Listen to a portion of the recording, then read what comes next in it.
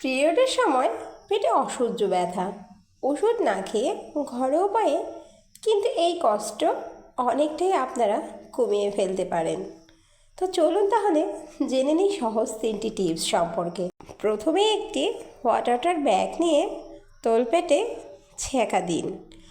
গরম ছ্যাঁকা ওই জায়গায় পেশিগুলোকে রিল্যাক্স করে, যার ফলে রক্ত সঞ্চালন বাড়ে এবং ব্যথা দ্রুত কমে যায়। দ্বিতীয়ত, এই সময় আপনি 1 কাপ গরম আদার চা পান করুন।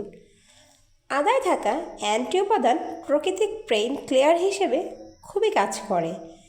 এছাড়াও গাইস, ব্যথা হলেই কিন্তু একদম নিথর হয়ে বিছানায় শুয়ে থাকা যাবে না। একটু হাঁটাচলা করুন এবং প্রচুর পরিমাণে কুসুম গরম পানি পান করুন, যা শরীরকে হাইড্রেট রেখে ক্র্যাম্প কমাতে সাহায্য করবে। তো ভিউয়ার্স, এইরকম সব ভিডিও পেতে আমার চ্যানেলটি সাবস্ক্রাইব করুন।